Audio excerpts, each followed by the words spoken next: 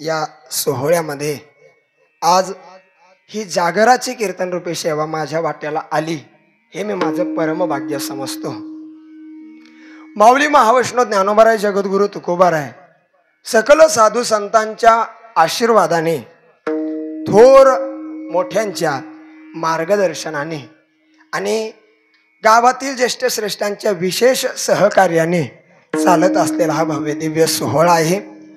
या सोहळ्यामध्ये आजची कीर्तन रूपी सेवा माझ्या वाट्याला आली, मी माझं परमभाग्य समजतो।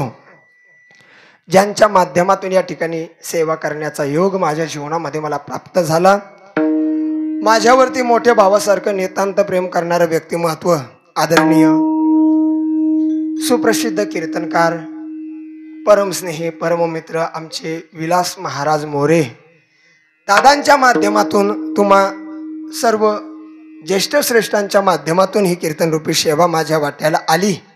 ज्यांच्या माध्यमातून या सप्ताहाची पत्रिका माझ्यापर्यंत पोहोचली असे आदरणीय आमचे विकास महाराजांच्या माध्यमातून आळंदीत पत्रिका पोहोचली। मी महाराजांना म्हणालो होतो, दादा पत्रिका पोहोचवायचं काही गरज नाही, तेवढं फक्त शेवटच्या दिवशी पोहोचू द्या। महाराज म्हटले ते तर पोहोचणारच आहे, कीर्तनात फक्त बार काही ना ऐकावं। सर्व ज्येष्ठ श्रेष्ठ महाराज मंडळी इकडनं हे चोपदार खूप गोड आहेत बघा, मेकअप करून आलेले आहेत, महाराजांना सुद्धा मनापासून धन्यवाद देतो।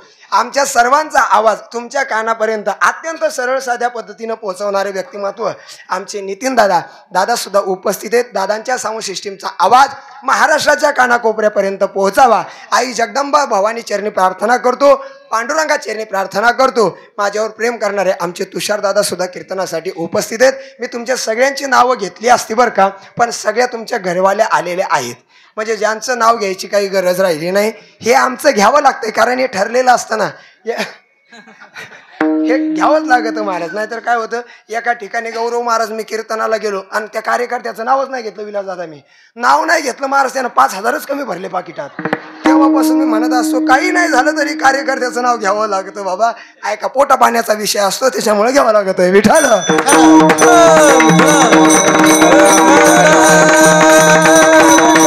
ठरवून काहीतरी वेगळं आलो होतो, पण इथं आल्याच्या नंतर मला असं कळालं 97 वर्ष आपल्या सप्ताहाचं चालू आहे आणि अगदी काहीच दिवसामध्ये आपल्या सप्ताहाचा शताब्दी महोत्सव अत्यंत उत्साहामध्ये साजरा होणार आहे। एकदा गावकऱ्यांसाठी जोरदार टाळ्या वाजू द्या।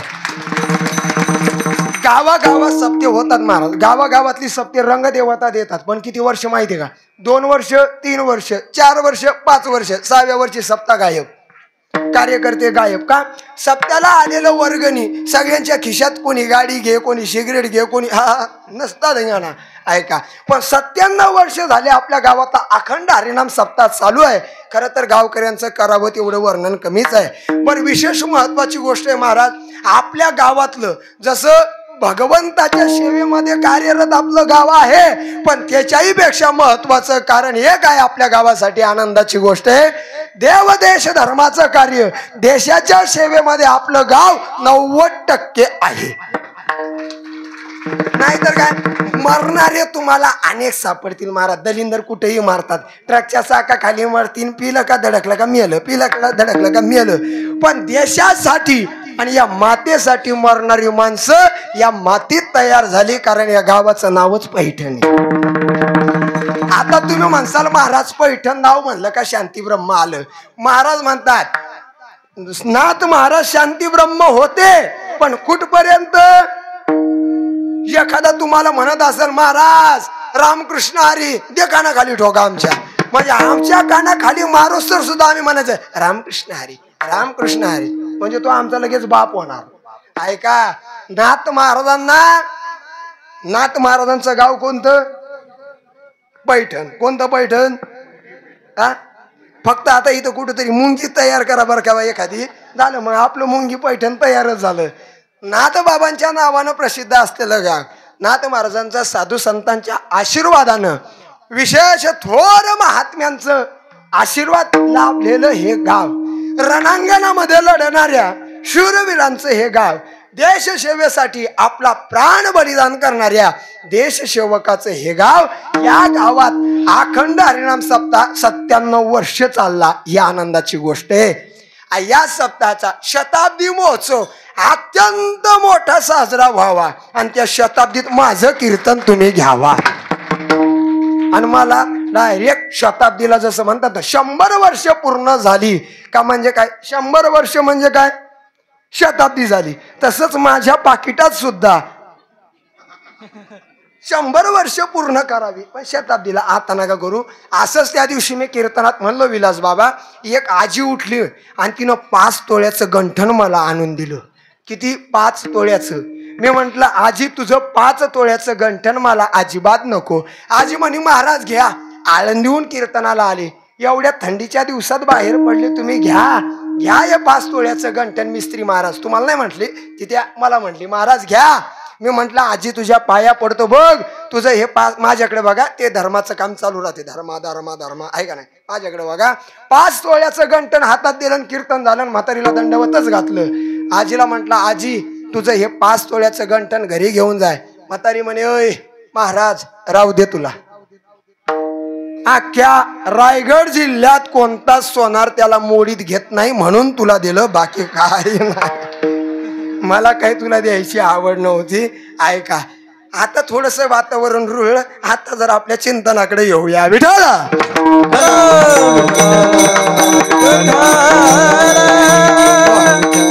महाराज म्हणतात अभंग 5 चरणाचा आहे. लक्षपूर्वक ऐका.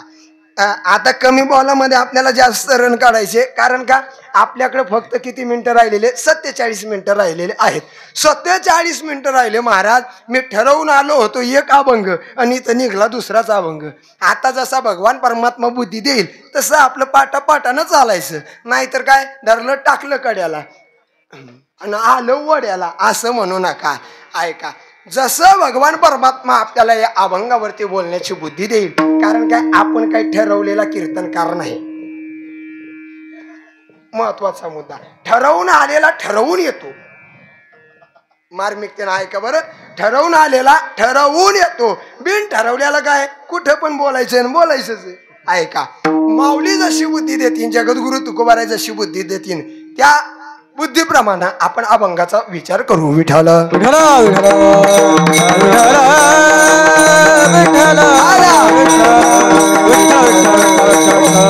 अभंग तुकोबारायचा अभंग 5 चरणाचा आहे. विकास बाबा या अभंगामधून जगद्गुरु तुकोबाराय गौरव महाराज भगवंताकडे एक आगळं आणि वेगळं काहीतरी मागतात. महाराज भगवंताकडे तुम्ही काहीतरी आगळं वेगळं मागता का, तर महाराजांनी अभंगाच्या सुरुवातीला शब्द वापरला बघा, हेची सुख पुढती मागतो आगळे. आगळे म्हणजे काय, जगात ज्या सुखाची कोणीही अपेक्षा करत नाही, जगात जे सुख कोणालाही नको, असं आगळं आणि वेगळं सुख जगद्गुरु तुकोबाराय भगवंताकडे मागण्याकरता तयार झालेले आहेत. असं कोणतं सुख आहे महाराज, पण तुकोबारायांनी भगवंताकडे मागतो म्हणलं का आपण आतापर्यंत लाखो कीर्तनामध्ये ऐकलं, शेकडो कीर्तनामध्ये ऐकलं. महाराज तुकोबारायांच्या मुखामध्ये मागतो शब्द आला, तो मागतो शब्द आम्हाला काही पटत नाही. का मागतो शब्द आला का तुकोबारायांच्या घराण्याची परंपरा डोळ्यासमोर येते बघा. नाही आली थोडस पुढे झाला आणि मग येऊ द्या परंपरा डोळ्यासमोर. नाही आली का मिस्त्री महाराज, शिकले बाबा नाही आली परंपरा पुढं, चलू द्या पुढे थोडस, नाही का कळन तुम्हाला पण येईल लक्षात तुमच्या. तुकोबाराय म्हणले बाबा आमच्या परंपरेचा विचार करा, आमच्या परंपरेमध्ये कोणीच भगवंताकडे काही मागितलं नाही. पण महाराज तुम्ही आज देवाकडे म्हणता मला काहीतरी मागायचं आहे. तुकोबाराय म्हटले मागण्याकरता ठीक आहे, पण तुम्ही सगळी चिंतन ऐकणारी माणसं, तुम्ही गाथा पारायण केलेली माणसं, तुम्ही ज्ञानेश्वरी पारायण केलेली माणसं, मला तुम्ही सांगा तुकोबाराय अनेक अभंगांमध्ये मागणाऱ्या माणसाचा निषेध करतात आणि आज मात्र देवाला म्हणतात काहीतरी आगळं वेगळं तुम्हाला दे. हे काय आम्हाला पटत, हे काय आम्हाला पटत नाही आणि हे आम्हाला सुद्धा आवडत नाही. महाराज म्हणले मी भगवंताकडे काहीतरी मागतो, पण याच्या अगोदर देवा मी तुमच्याकडे मागण्यासाठी आलेलो नाही, मी तुमच्याकडे मागायला आलेलो नाही, मी मंदिरात आलो आणि तुमची मान खाली होती. कोणाची? देवाची, दौलत महाराजाची? नाही नाही, जगाच्या मालकाची. मान खाली होती. जगाच्या मालकानं तुकोबारायांकडे पाहिलं आणि तुकोबारायांना म्हणतात, देव तुकोबा, काहीतरी तुम्ही माझ्याकडे मागाव. अनेक पिढ्या तुमच्या परमार्थात गेल्या, अनेक पिढ्यांनी माझी सेवा केली, माझ्याकडे काहीतरी मागा. तुकोबाराय म्हणतात, देवा तुझ्याकडे मागण्यासाठी मला काहीच नको, तुझ्याकडे मागावं म्हणजे एवढा का मी भिकारी झालेलो आहे का? अहो होईना भिकारी, मी भिकारी होण्याकरता तयार आहे देवा. ऐका, जाऊ द्या पुढं. गेले पुढे महाराज, ऐका. महाराज म्हणले, होईना भिकारी, भिकारी झालो तरी चालेल, पण मी काय होणार? पंढरीचा वारकरी. बियरचा नाही नाही नाही, पंढरीचा वारकरी होणार देवा मी. बाटलीचा नाही, पंढरीचा वारकरी. काही काही वारकरी होतात, पण सप्ताह होईपर्यंत. सप्ताह झाला, बुवा कुठे आज, कुठे तुमचा धंदा? धंदा एक बेवडं महाराज 100 कीर्तनकाराला बोलू देत नाही. एकाला मी म्हटलं जगात देव आहे, तो म्हणला जगात देवच नाही महाराज. मी म्हटलं आहे, सिद्ध करून दाखवतो. तो म्हणला जगात देवच नाही. जर जगात देव असेल तर माणसाला दारूच चढणार नाही. मी म्हणलं तुझ्या पाया पडतो. म्हणला पिऊन दाखवा, तुम्हाला जर चढली नाही तर मी सांगतो जगात देव. मान्यच करतो. कुठे त्या पेताळाच्या नादाला लागता. त्या दिवशी एक डॉक्टरकडे गेले विलास महाराज, आणि डॉक्टरला म्हणे, डॉक्टर साहेब माझं लिव्हर खराब झालं. डॉक्टर म्हणे, अरे एवढे प्यायची नाही बाळा, जरा कमी पिला असता तर वाचला असता ना 5-25 वर्ष. तो म्हणला, डॉक्टर साहेब मी ब्रँडेड दारू पित होतो, हेच जरा डुप्लिकेट कंपनीचं मला बसवलं होतं.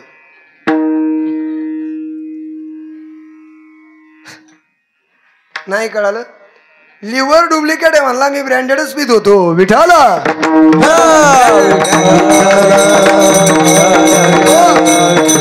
तसं जगाच्या मालकानं तुकोबारायांना म्हणावं, तुकोबाराय माझ्याकडे मागा न, खूप भक्तीचं वजन झालेलं आहे, माझ्याकडे काहीतरी मागा.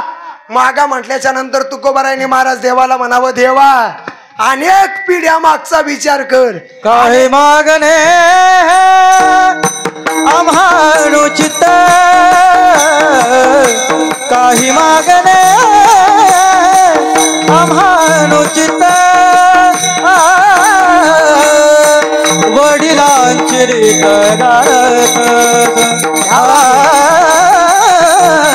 वडिलांची रीत गारत, काही मागणे आम्हानुचित, काही मागणे आम्हानुचित, वडिलांची रीत मागणे, वडिलांची रीत मागणे. काही मागणे आम्हा अनुचित, वडिलांची रीत गारत, वडिलांची रीत जाणत, वडिलांची रीत जाणत. काही मागणे आम्हानुचित, वडिलांची रीत गारत, वडिलांची रीत गारत,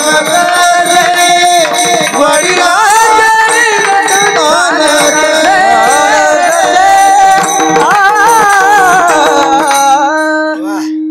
महाराज म्हणले, काय ऐका? कोणता ऐका? अरे काहीतरी ऐका ना. ऐका म्हणल्यावर काय म्हणले, देवा अनेक पिढ्याचा विचार कर. आमच्या घराण्यामध्ये, तुझ्या भक्तांच्या यादीमध्ये तुझ्याकडे कोण काही मागितलंय का? नाही. उदाहरण घेऊन चला रामायणामध्ये. रामायणामध्ये भगवंतानी लंका जिंकायचा विषय डोळ्यासमोर आला. लंका भगवंताला घ्यायची, सीता मातेला घरी घेऊन यायचं. पण आता बाबा प्रश्न पडला कोणाला? भगवंताला. देवाने विचार केला, रावणाचा वध निश्चित होणार आहे, रावण मरणार आहे. रावण मेल्याच्या नंतर ही लंका आपण द्यायची कोणाला? प्रश्न कोणाला पडला? जगाच्या मालकाला.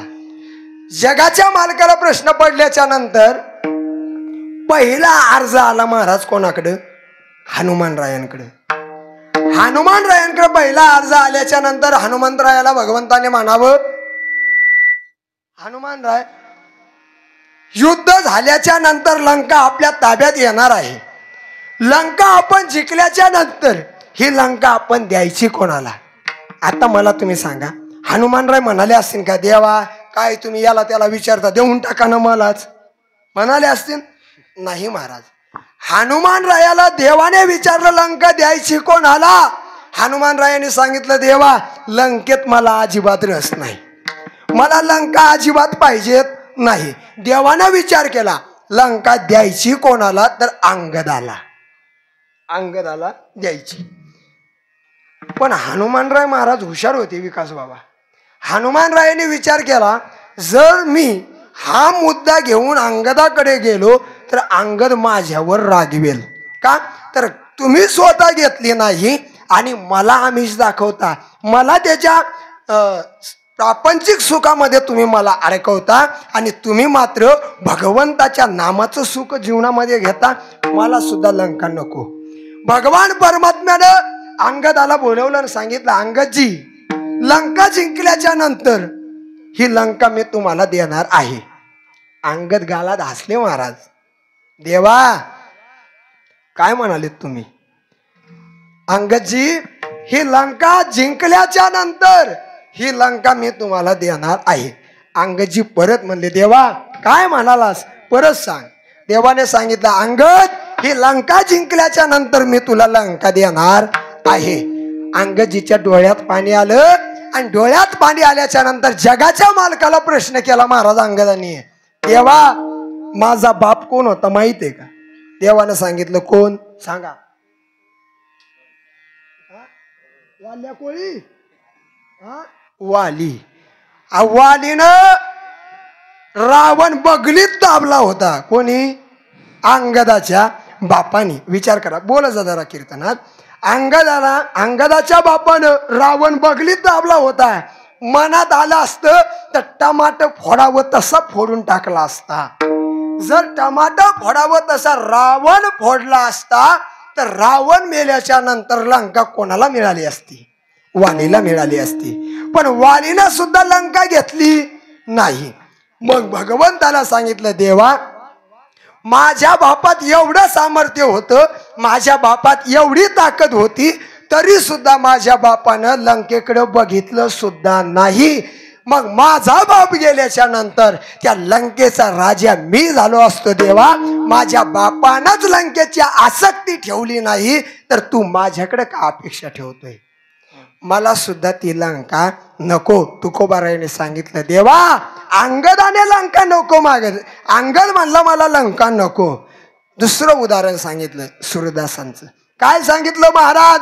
सूरदासांना कृष्ण भगवान परमात्मा प्रसन्न झाले आणि प्रसन्न झाल्याच्या नंतर देवाने सांगितलं, सूरदासजी मला बघा. बघा म्हटल्याच्या नंतर डोळे नव्हते बघत होते, फक्त अंतकरणानं. म्हणले माझं रूप बघा, तुम्हाला डोळे देतो. माझं रूप बघा, तुम्हाला मी डोळे देतो म्हणल्याच्या नंतर महाराज भगवंताने डोळे दिले.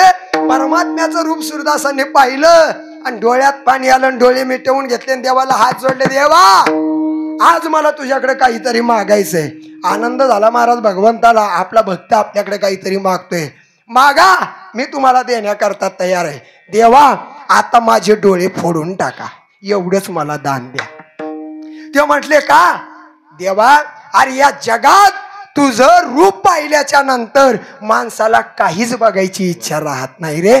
मग एवढं तुझं रूप पाहिल्याच्या नंतर अजून तुझ्याकडे काय मागू? म्हणून तुकोबाराय म्हणतात, काही मागणे हे आम्हा अनुचित, पण काही मागणं आमच्यासाठी उचित आहे. तुम्ही म्हणसाल महाराज हे उचित काय आणि अनुचित काय? हे जरा सोप्या भाषेमध्ये मला सांगा. सरळ सांगतो बघा. बायकोनं नवऱ्याकडं हट्ट करणं, मालक मला साडी घेऊन द्या, हे काय आहे? उचित आहे. पण एखाद्याची बायको जर आतील लाडाची असेल, सहज माणसं बोलण्यात बायको नवऱ्याला म्हणाली, क्या बात आहे, वा वा, हे काय आहे? अनुचित आहे. महाराज म्हणतात हे करणं, साडी घेऊन देणं उचित आहे. पण साडी धुवून देणं हे अनुचित आहे. एक सोपं उदाहरण सांगतो बघा. एक म्हातारी पोलादपूरहून बसली विकास बाबा का बरोबर पैठणमध्ये उतरायची. पोलादपूर पैठण, पोलादपूर पैठण, पोलादपूर पैठण, बरोबर म्हातारीचा 10:30चा प्रवास चालू होता. 3 महिने म्हातारीनं प्रवास केला. 3 महिने त्या गाडीवर एकच कंडक्टर होत. 3 महिने गौरव दादा ती म्हातारी त्या कंडक्टरला किलो बदाम खायला द्यायची. किती किलो 3 महिने किलो बदाम खाल्ल्यावर ते काय असं 8 पाव राहिलं असेल का महाराज? अहो ते असं सफरचंदासारखं गुडगुटीत झालं. आणि 3 महिन्यानं म्हातारी आपल्या गावात उतरली. सहज विचारलं, आजी तुझा किती जीव आहे ग माझ्यात? म्हातारी म्हणे, कंडक्टर साहेब झाकली मूठ 1.25 लाखाचीच ठेवा. पण कंडक्टर जरा आगावच होतं मिस्त्री महाराज. नाही आजी सांग तुझा किती जीव आहे माझ्यात? ती म्हटली, हे बघ तुझ्यात माझा जीव अजिबात नाही, फक्त माझ्या तोंडात दात नाहीत. हे बदाम मला चावत नाही, चगळून कॅरी बॅग मध्ये गोळा करते, किलोभर झाले का तुला खायला देते, बाकी काही नाही. आता ऐका, म्हातारीनं कंडक्टरला बदाम खायला देणं उचित आहे, पण चगळून खायला देणं हे अनुचित आहे. कळालं असेल तुम्हाला. विठाला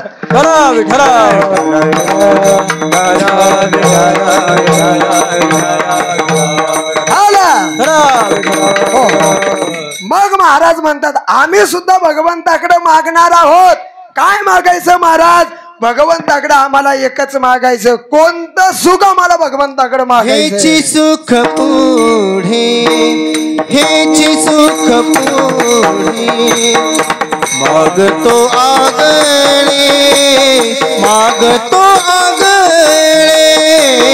हेची सुख पुढे, हेची सुख पुढे, मागतो आगळे, मागतो आगळे.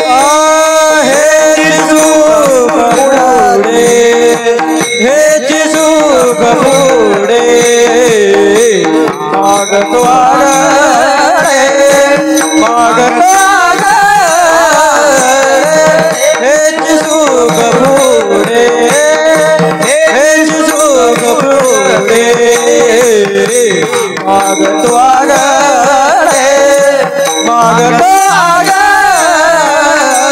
हेची सुख पुढे, हेची सुख पुढे, मागतो आगळे, मागतो आगळे. हेची सुख पुढे, हेची सुख पुढे, मागतो आगळे, मागतो आगळे. हेची सुख पुढते, हेची सुख पुढते, मागतो आगळे, मागतो आगळे. हेची सुख पुढते, हेची सुख पुढते, मागतो आगळे, मागतो आनंदाची फळे, आनंदाची फळे, सेवादान, सेवादान, सेवादान. जन्म जन्मांतरेची, जन्म जन्मांतरेची, तुझाची अंकिला, तुझाची अंकिला. जन्म जन्मांतरेची, जन्म जन्मांतरेची, तुझाची अंकिला, तुझाची अंकिला. आनंदाची फळे, आनंदाची फळे, सेवादान, सेवादान, सेवादान. जन्म जन्मांतरे, जन्म जन्मांतरे, तुझाची अंगेला, तुझाची अंगेला. जन्म जन्मांतरे, तुझाची आकेला तुझाची अंगेला हेची सेवा पुढती मागतो आदरे आनंदाची फळे सेवादार आनंदाची फळे सेवादार आनंदाची फळे सेवादार आनंदाची फळे आनंदाची फळे सेवादार आनंदाची फळे सेवादार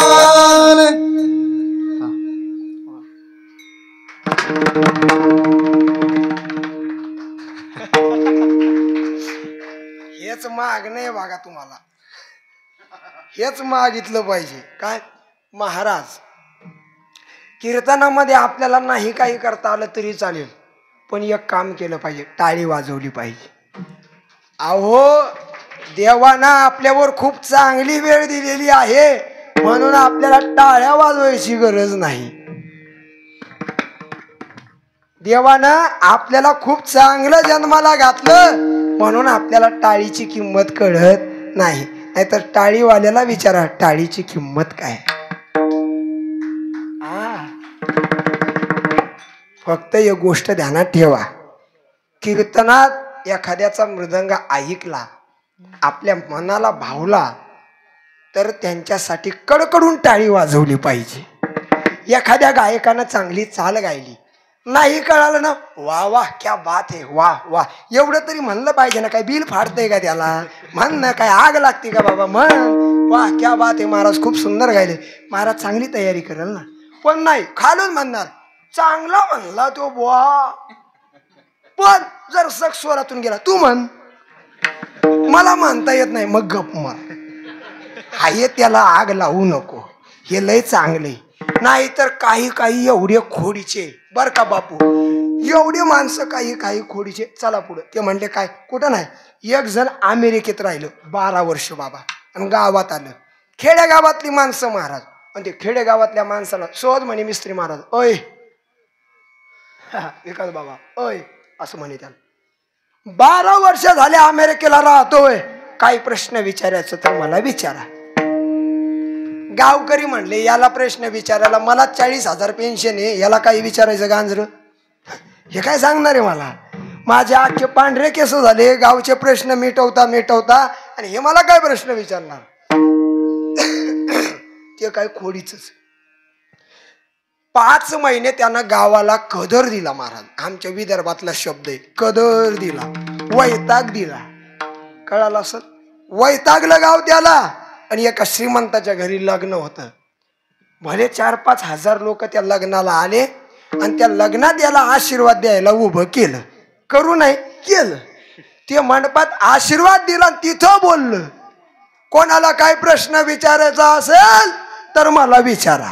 सगळ्यात शेवट एक बेवडं बसलं होतं.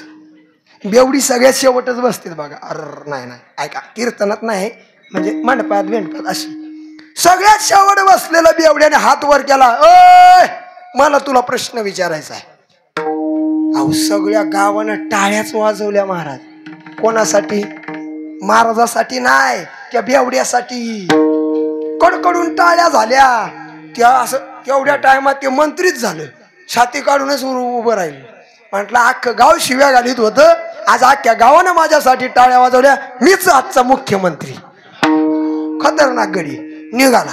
आता ते असं पब्लिक मधून येत होतं, लोकांना माहित होतं ना, लोक त्याच्या पायाला हात लावत होती. याला वाटलं आज तर मी संत झालो, लोक माझं दर्शन सुद्धा घ्यायला लागले. लोक त्याच्या पायाला हात लावायचे, म्हणायचे मालक खाली खाली खाली वाका. ते म्हणला काय, याला असा प्रश्न विचारा, असा प्रश्न विचारा का याला उत्तर देताच आलं नाही पाहिजे. तो म्हणला तू काळजीच करू नको, फुकटची दारू आणलेली तसाच प्रश्न विचारणार, जो कुठंच सापडणार नाही. तो म्हणला जा जा जा पटकन जा. गेलं स्टेजवर. 2 माईक घेतले गौरव महाराज. म्हटला किती वर्ष अमेरिकेला राहिला? तो म्हणला 12 12ची लय 12ची असते महाराज. तो म्हणला 12 वर्ष अमेरिकेला राहिला. ठीक आहे म्हणला, आहे का नाही? बरोबर का? बाबा हसले म्हणजे कळालं बाबा. 12 वर्ष अमेरिकेला राहिला. एक प्रश्नाचं उत्तर मला दे, प्रश्न नीट ऐक. तो म्हणला काय प्रश्न आहे हे बघ, प्रश्न नीट ऐक. सांगितला का? तो म्हणला हो. ऐकलं. कळाला का तुम्हाला? नाही कळाला? सांगितलंच नाही ना, कळलं कसा? तो म्हणला सांग प्रश्न. हे बघ लक्ष दे, सर्व अंगाचे कान करून ऐक. तो म्हणला हे बघ सर्व अंगाचे कान करून ऐक. तो म्हणला मोबाईल खिशात ठेव. तो म्हणला अजिबात नाही, प्रश्न नीट ऐक. ठेवले का सगळ्यांनी मोबाईल? ठेवले असतील, हाय का नाही? मोबाईल खिशात ठेव. ठेवला. प्रश्न नीट ऐक. हे बघ प्रश्न नीट ऐक. हे बघ प्रश्न नीट ऐक. तो म्हणला सांग ना बाबा, एवढे वर्ष अमेरिकेत काढले, प्रश्न सांग ना. तो म्हणला हे बघ हे बघ. त्याला वाटलं हाणतंय का ना खाली, नाही का? पण ते हुशार होतं, ते जरा बाजूला सरकलं. ते म्हणलं हे बघ बघ हे बघ हे बघ हे बघ. आला प्रश्न कुठपर्यंत? पोटातून निघाला, छातीपर्यंत आला, गळ्यात आला, पोटावर आला. हे बघ तो गुल गुल गुल गुल गुल गुल गुल.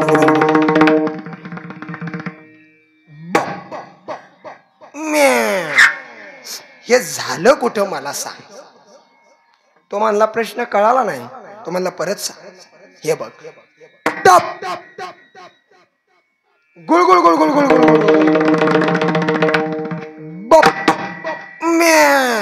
हे झालं कुठं मला सांग. तिच्या डोक्यालाच मुंग्या आल्या बाबा. हा त्याला वाटलं नागाला शेराला सवा शेर भेटला. ते घरीच पळालं. हे पुस्तक बघ, हे पुस्तक, हे पुस्तक, ते पुस्तक, ज्ञानेश्वरी गाथा काय पाहिला नाही, पण सगळे पुस्तक उचकले आणि महिन्यानं त्याच्याकडे आलं. मित्रा म्हणला मी हारलो. तो म्हणला हारलं कसलं काय ना म्हणला, 90 हाणलीन पुन्हा आलं. हारलं बिरलं तसं काय सांगायचं म्हणला. सगळं गाव बोलवणार आणि सगळ्या गावात समोर म्हण हारलो म्हणून. ते म्हणला नको नाही इज्जत घालू. नाही नाही सगळं गाव बोलवणार. बोलवलं सगळं गाव. ते म्हणला प्रश्न नीट सांग. तुला समजला होता ना? म्हणला काय? टप गुळ गुळ गुळ गुळ गुळ गुळ गुळ. बघ हे कुठं झालं हे मला सांग. तो म्हणला मी हारलो. तो म्हणला काय येडा आहे रे तू, तुला शिकून वाया गेला. माझं घर पत्र्याचं आहे. माझ्या घराच्या पाठीमाग कवटाचं झाड आहे. माझ्या दारी बकऱ्या आहे. तो म्हणला याचा काय संबंध? तो म्हणला काहीच संबंध नाही. बघ कवट तुटलं, पत्रावर पडलं. टप ते पत्राच्या नळीनं गुळगुळ गुळगुळ गुळगुळ करीत पुढं आलं आणि शेळीच्या पाठीत पडलं. आवाज निघला म्या. हे माझ्या दारी झालं म्हणला, कोणत्या पुस्तकात झालं नाही. असली माणसं काही काही नागाला सवा शेर भेटत असते महाराज. लय डेंजर असते, यांच्या कधी नादाला लागायचं नाही. ते म्हणला आता बघा तुकोबाराय सुद्धा देवाला म्हटले देवा तुझ्याकडे मागतो, पण काय मागायचं? हुशार होते महाराज. मला तुझ्या चरणाची सेवा दे. कशाची सेवा दे? तुझ्या चरणाची सेवा दे देवा मला. हेची सुख पुढती मागतो आगळे. तुम्ही कोण आहे असं आपण म्हणू का? देवा माझ्या पोरीचं लग्न होऊ दे, मला नातू होऊ दे, पोरीचा संसार सुखाचा होऊ दे, मला सून येऊ दे, माझा नातू त्याचं लग्न होऊ दे आणि पंतूचं तोंड मला बघू दे. हे आपलं मागणं. पण तुकोबारायांचं मागणं काय होतं महाराज? जगाच्या मालकाला म्हणावं देवा मला एक काम करा, द्यायचंच असेल तर मला तुमच्या सेवेचं दान द्या. दान मागितलं महाराज. ते म्हणले काय असू दे, सर्दी आहे तेवढं घे पुसून वगैरे पुढं म्हणले नाही का. सेवा दान मला द्या म्हणल्याच्या नंतर सेवेचं दान मागितलं. पण महाराज बाबा जगाच्या मालकानं तुकोबारायांना म्हणावं तुकोबाराय सेवेचं दान देणं एवढं सोपं नाही. सेवेचं दान देण्यासाठी सुद्धा माणसाची पात्रता असावी लागते. कोणाला म्हणला देव? तुकोबारायांना.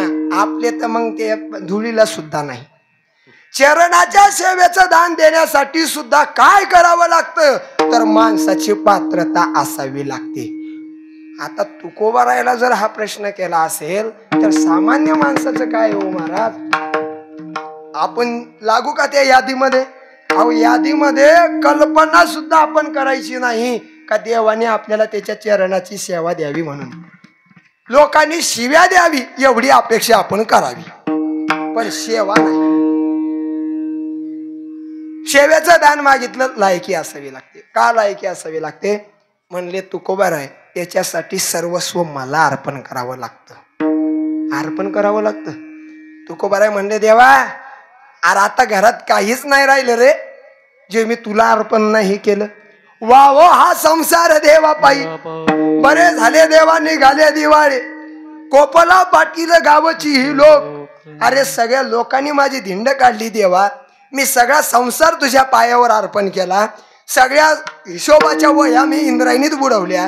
लोकांनी गाथा निर्माण केला तो पाण्यात बुडवला देवा. माझी पत्नी मेली तरी सुद्धा रडलो नाही देवा. पोरगा मेला रडलो नाही देवा. एवढंच काय लोकांनी गाढवावर बसून धिंड काढली ना देवा तरी काही मला फरक पडला का. याच्यापेक्षा काय करू ना सांग ना देवा. याच्यापेक्षा मी तुला काय वाहू. मग तुकोबाराय म्हणतात देवाला. तुकोबारायला म्हणतात भगवंत महाराज मी तुम्हाला सेवेचं दान देण्याकरता तयार आहे, पण कधीतरी एक बारकाईनं विचार करा. कधी कधी आपली मागायची इच्छा नसली तरी सुद्धा समोर देणारा कोण आहे 10:43 समोर देणारा कोण आहे याच्यावर निर्णय अवलंबून असतो. महाराज म्हणले काय कितीही ओव्हर टाइम करा. काय म्हणतात आपलं काय ठरलेलं आहे. आपली मागायची इच्छा नसली तरी सुद्धा समोर देणारा कोण आहे याच्यावर निर्णय अवलंबून असतो. एक छोटस उदाहरण सांगतो. प्रभू रामचंद्र सीता माता लक्ष्मण अयोध्येमध्ये परत आले. आल्याच्या नंतर बाबा सीता मातेनं हनुमानरायांना रत्नाचा हार दिला. कशाचा? रत्नमालेचा नाही, रत्नाचा हार दिला. रत्नाचा हार प्रभू रामचंद्र सीता मातेने हनुमानरायाला दिला. हनुमानरायाने रत्नाचा हार हातात घेतला. लांब जाऊन बसावं आणि ते एक एक रत्न आपल्या दाताखाली धरून फोडावं. शेजारी बसलेल्या वानराने विचारलं हनुमानराय आओ याची किंमत तुम्हाला माहिती आहे का? ते म्हणले याच्याशी मला काहीच घेणं देणं नाही. ते म्हणले कसं काय? याच्यात माझा राम नाही त्याची मला किंमत नाही. म्हणून मनात कधीतरी राम ठेवत जा. ज्याच्या मनात राम त्याला समाजात किंमत आहे. म्हणून म्हणायचं सकाळी उठल्यावर राम राम. पण काही माणसं राम राम म्हणत नाहीत, रोम रोम म्हणतील पण राम म्हणत नाहीत. एवढी आगाव आहे. ऐका नवरत्नाचा हार घेतला, फोडायला सुरुवात केली. फोडत असताना वानराने विचारलं का हो तुम्हाला जर याची किंमत नव्हती, तुम्हाला जर हा हार पाहिजे नव्हता तर तुम्ही घेतला कशाला? हनुमानराय हसले आणि सहज म्हणतात मला याची गरज नव्हती, मला हा हार सुद्धा पाहिजेत नव्हता, पण समोर देणारी जगाची आई होती. जगाच्या आईचा अपमान होऊ नये म्हणून तो हार मी घेतला. मला त्याच्यात अजिबात रस नाही. सोपं उदाहरण आहे का? नवीन एका पोरीचं लग्न झालं. लग्न झाल्याच्या नंतर विलास महाराज घरातला हायकोर्टाचा जज कोण असतो मला तुम्ही खरं सांगा? कोण? सासूबाई. सासू तिच्या नावात आहे सासू. सारखी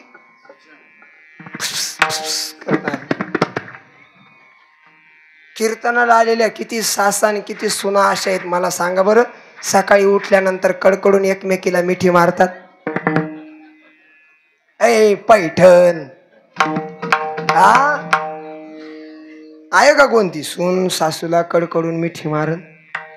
आओ महाराज 200 वर्ष आमच्या सप्त्याला झाली पण आम्ही काही सासूला मिठी मारली नाही. पण एक गोष्ट ध्यानात ठेवा, जिची सासू सून कीर्तनाला आली असेल तिनं कीर्तन संपल्यावर 11:15 वाजता जगाच्या मालकासमोर जा आणि एकमेकीला कडकडून मिठी मारा. वाजवा टाळ्या, वाजवा वाजवा. आणि जिची सासू कीर्तनाला आली नसेल, म्हातारी मुंबईला असेल इथं गावात तर नसेल, मुंबईला असन. इथून गेल्यावर म्हातारी मस्त सोप्यावर बसलेली, टी व्ही लावलेला, रिमोट हातात, बातम्या बघत खात असन. नातू खेळत असतील. जोरात जायचं आणि म्हणायचं आत्या. म्हातारी म्हणून गप. सप्त्याला गेली होती ना, चांगली आलीस का, विचार घेऊन आली का मला सांग. हा, चांगला विचार घेऊन आली. आत्या, मला तुम्हाला कडकडून मिठी मारायची. म्हातारी म्हणाली हे बघ बाई, सप्त्याला जाण्याच्या अगोदर तुझे आणि माझे भांडणं जोरात झाले होते. आपल्या दोघीच्या भांडणाचा आनंद अख्ख्या सोसायटीनं घेतला होता. माझ्या पोरानं 1.5 कोटीचा फ्लॅट घेतला, पण तो त्या फ्लॅटची चव घातली. एवढं भांडण आपलं झालं होतं.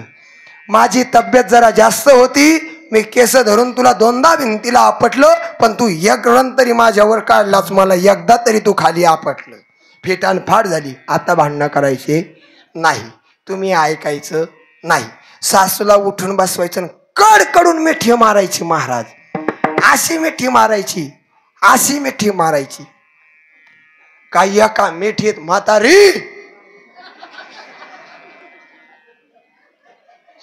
तुम्ही जो मनात विचार आणला ना, तुम्ही कीर्तनात सांगणार नव्हतो. तुम्ही म्हातारीला मारण्याचा विचार मनात आणला होता का नाही? खरं सांगा. खोटं बोलाल तर कीर्तन झाल्या झाल्या मराल.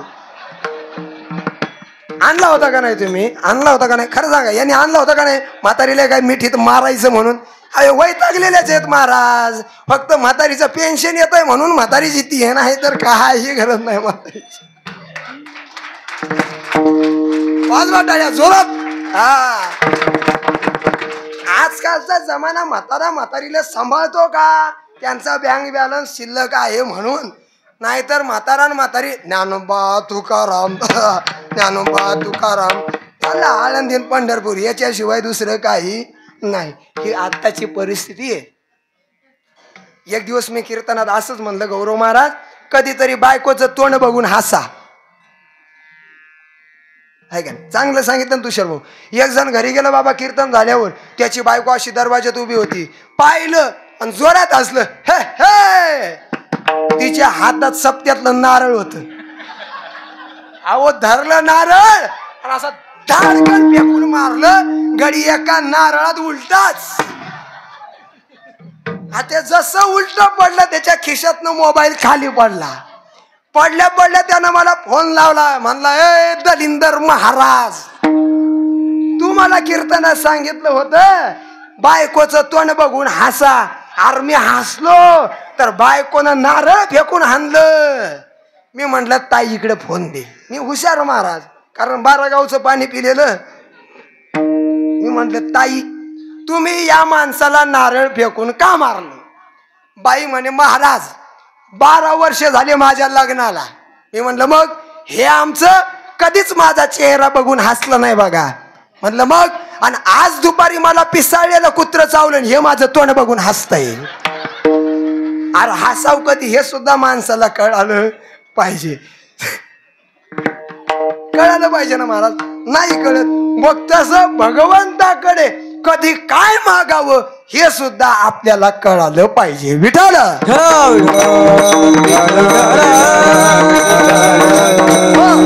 मग तुकोबाराय म्हणले देवा मला तुझ्या चरणाची सेवा दे.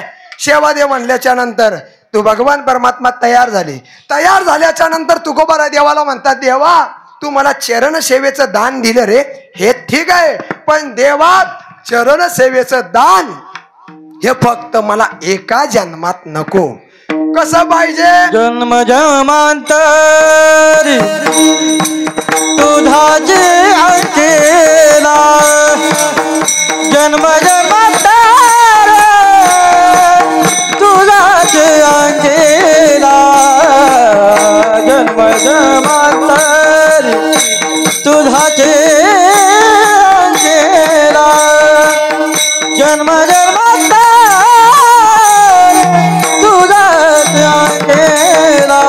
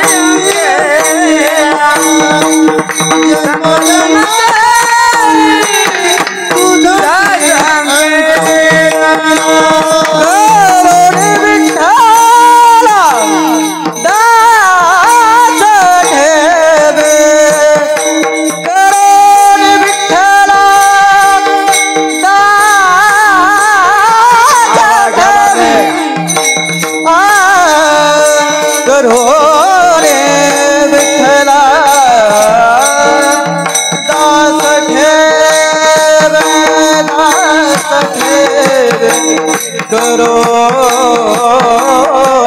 विठ्ठला दास ठेवी दास ठेवे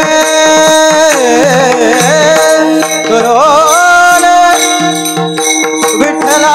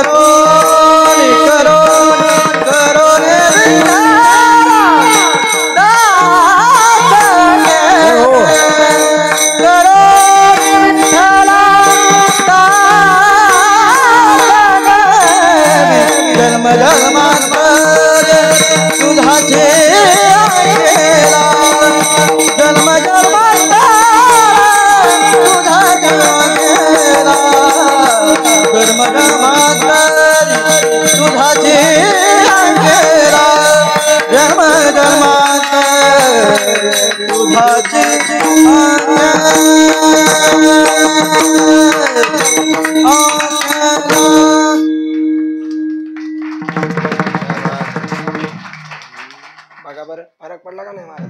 हा पडला ना फरक पडला. महाराज म्हणले देवा मला तुझ्या चरण सेवेचं दान दे. देव म्हणतात दिलं दिलं ना. काय चरण सेवेचं दान दिलं तुम्हाला. पण देवा एका जन्माचं देऊ नको रे, अनंत जन्माचं दे. कारण का या जगात बघण्यासारखं फक्त तूच आहे, दुसरं कोणीच नाही. एकदा तुझ्या चरणावर लक्ष गेलं का माणसाचं लक्ष सुद्धा विचलित होत नाही रे देवा. म्हणून मला तुझ्या चरणाचं दान दे. दान देणं जन्मजन्मांतरी तुझाची अंकीला मला तुझा अंकित करून घे. बघा एकतर मागितलं चरण सेवेचं दान दे, परत थोडस पुढे गेले आणि परत तुकोबाराय म्हणतात मला तुझं अंकित करून घे. अंकित करून घे म्हणजे काय?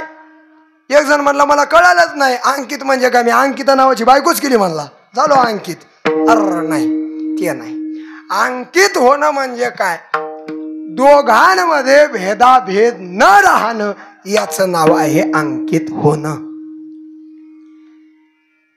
पत्नी आपलं सर्वस्व आपल्या पतीला अर्पण करते म्हणजे ती तिचं सर्वस्व पतीला अर्पण करते. ती त्याचं सर्वस्व त्याने अंकित केलेलं आहे. अंकित होण्याचा परिणाम खूप सुंदर आहे महाराज.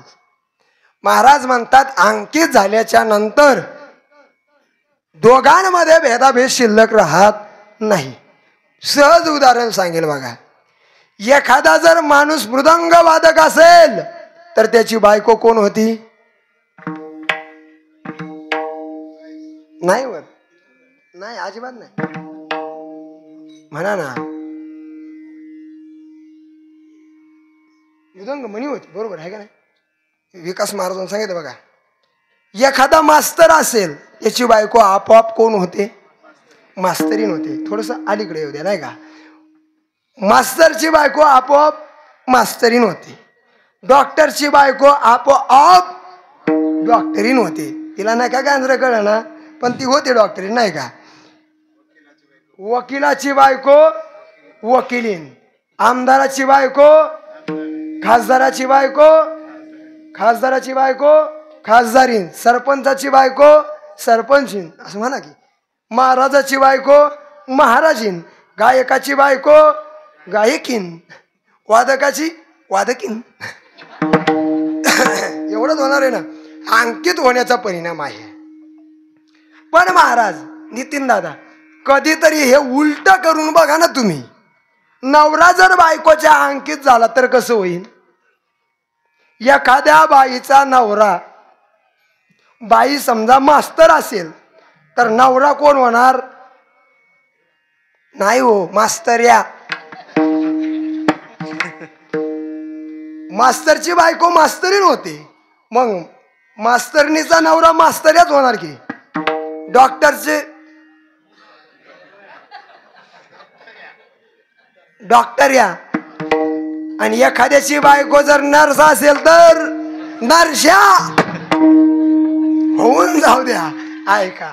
हा अंकित होण्याचा परिणाम आहे.